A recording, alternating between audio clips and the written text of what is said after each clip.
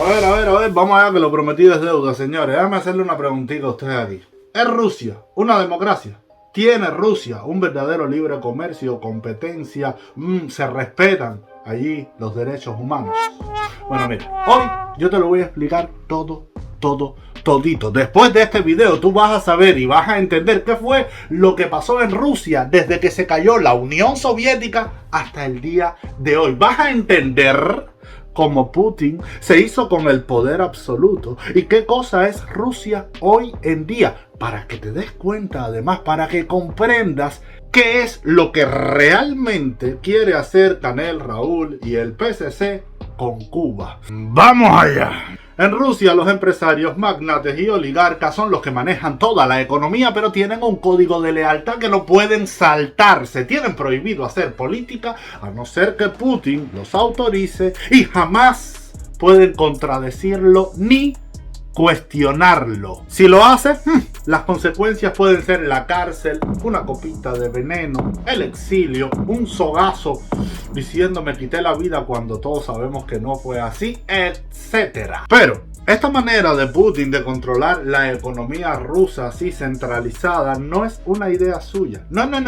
Ya el primer presidente elegido democráticamente en Rusia luego del fin de la Unión Soviética, Boris Yeltsin, lo hizo. Boris Yeltsin quería reformar el mercado soviético centralizado, o sea, llevarlo a una política de libre mercado, construir una Rusia democrática, privatizar todas esas empresas estatales. No obstante, aún quedaban muchos defensores de las viejas ideas comunistas, sobre todo en el parlamento ruso, que se oponían a una apertura. ¿Qué fue lo que hizo Boris Yeltsin? Facilito, disolvió el parlamento. En 1993, en octubre de ese año, muchos diputados, agentes y funcionarios encubiertos del KGB se atrincheraron en el edificio del Parlamento conocido como la Casa Blanca rusa para demostrar su inconformidad con Yeltsin. ¿Cómo respondió mi querido Boris? Con cañonazos, juegos de tronos, sangre y fuego, candela.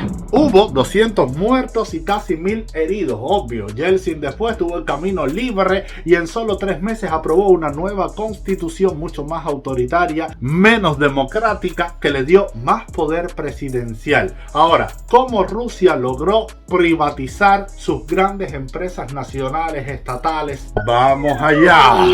Mediante los funcionarios y burócratas que poco a poco se fueron convirtiendo en ¿qué? En pequeños empresarios, pichones de oligarcas, en su mayoría amigos o colaboradores de Yeltsin. Estos nuevos ricos en potencia le prestaron plata contante y sonante ahí en efectivo al gobierno ruso, es decir, a Boris Yeltsin, para que éste pagara sus deudas y para hacer crecer el presupuesto de la nueva Federación Rusa. ¿A cambio de qué? De poder ellos, los nuevos ricos pichones de oligarcas, poder ellos gestionar las grandes empresas nacionales como Yukos, Lukoil, Norilsk Nickel. Eso era lo que querían estos nuevos ricos, que antes habían sido, escuchen esto, súper comunistas. Bueno, ustedes saben cómo es la doble moral de toda esta piltrafa humana. Todo este tejemaneje entre Boris Yeltsin, las empresas nacionales, los pichones de oligarcas, todo eso fue conocido como la autoridad de préstamos por acciones. Y luego, al no tener el nuevo gobierno ruso cómo devolver el dinero prestado, dinero que Boris Yeltsin sabía que no podía devolver, estos empresarios muy pillos, que hicieron, subastaron a muy bajito precio sus acciones en estas grandes empresas nacionales. Pero ¿dónde estaba el truco? Que los compradores fueron ellos mismos. Compraron las grandes empresas rusas a un precio 20 o 30 veces menor que el precio real. O sea, señores, que todo esto ocurrió en medio de una corrupción brutal, de tráfico de influencias, descaro, cuadres entre Yeltsin, los ricos, te vendo, te quito, todo de espaldas al pueblo ruso. La verdadera mafia, la verdadera, pero no pierdas de vista que en toda esta mafia habían un montón de antiguos comunistas, gente que no, olvídate de ese proletario, para que tú veas que son malos, pero desde la raíz. Por otra parte, casi de un día para otro, mira, los precios de la era soviética controlados por el Estado y que estaban muy por debajo del precio real del mercado, se liberaron. Por lo tanto, los precios subieron. Subieron como ocurre en el mundo real. Pero ¿qué pasa? Que los salarios, las pensiones, luego de 70 años de desastre comunista, ¿cómo estaban? Por el piso. Por el piso, toda esa mala economía durante décadas. Resultado, el pueblo cayó más aún en la pobreza, en alcoholismo, más corrupción, criminalidad, enfermedades. Estos nuevos ricos controlaban la mayoría de los recursos del país, pero la economía se hundía como el Titanic. ¿Tú ves? Eso es lo que da un cambio fraude. Eso es lo que da. Y por supuesto, estos nuevos oligarcas rusos no se hicieron dueños de todas estas empresas así de gratiñanga, ¿no? Los favores se devuelven. Yeltsin los ayudó a ellos en todo este truco y después tuvo que cobrar eso. ¿Y cómo lo cobró él? Bueno, mi estimadísimo Yeltsin necesitaba apoyo electoral para las elecciones de 1996. Elecciones que ganó con ayuda ¿de quién? De sus amigotes oligarcas. Estos eran principalmente los que eran dueños de algunos de los principales medios de comunicación del país. Y después, algunos oligarcas, los más cercanos a Yeltsin, llegaron a ocupar cargos en el gobierno. Fíjate tú cómo. Este es el caso, por ejemplo, del vicesecretario del Consejo de Seguridad, Boris Berezovsky. Para finales de los 90, las reformas económicas de Yeltsin comenzaron, a dar sus resultados. Sin embargo, su popularidad era muy, pero que muy escasa entre los rusos. El 31 de diciembre de 1999, Yeltsin dimitió y dio paso a un nuevo mandatario y con él a nuevos oligarcas. Aquí entra en escena Vladimir Putin. Las primeras medidas de Putin fueron bien vistas por los rusos. Tuvo un asesor económico liberal, Andrei Yarionov. Redujo los impuestos, actualizó el sistema judicial, pero amigos míos, Putin también necesitaba tener a su lado hombres fieles que él iba a empoderar dándoles la economía rusa, pero para eso tenía que sacar del medio a algunos oligarcas de la era Yeltsin. Los rusos creyeron que Putin estaba haciendo las cosas bien, sobre todo con la mano dura que estaba teniendo con los antiguos oligarcas y la forma en que manejaban la economía y el mercado en el país. Aprovechó el odio que el pueblo ruso le tenía a los oligarcas de Yeltsin y los cambió por los oligarcas de Putin. Es decir, el mismo perro con diferente collar cogió de punto al pueblo ruso. Manipulación de las masas, señores.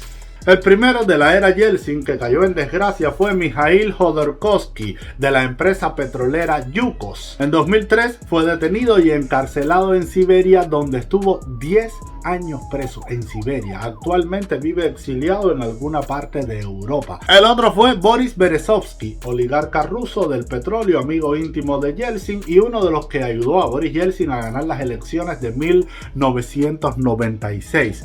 A base de propaganda, con Putin de presidente, este hombre se convirtió en opositor y se fue al exilio acusado de desfalco, fraude y lavado de dinero.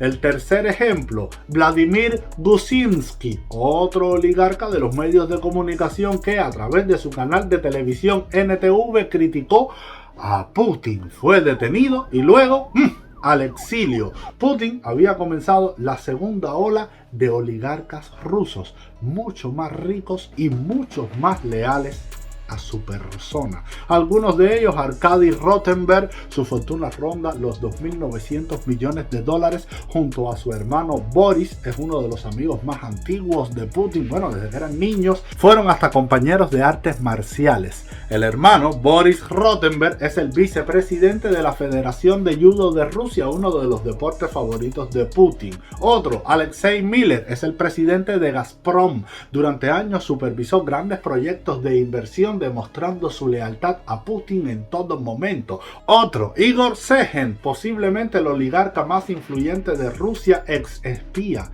de la KGB, dueño de Rosneft, compañía petrolera de las mayores productoras de petróleo del mundo. Otro, Yuri Kovalchuk, el banquero personal de Putin, accionista principal del Bank Rosilla, trabajó junto a Putin en San Petersburgo cuando Putin era teniente de alcalde. Seguimos, Vladimir Potanin, considerado el segundo hombre más rico de Rusia. Potanin fue precisamente quien diseñó el modelo de préstamos por acciones que llevó a cabo Yeltsin, por lo que es uno de los pocos sobrevivientes de aquellos primeros oligarcas. Su fortuna está valorada en $27.000 millones.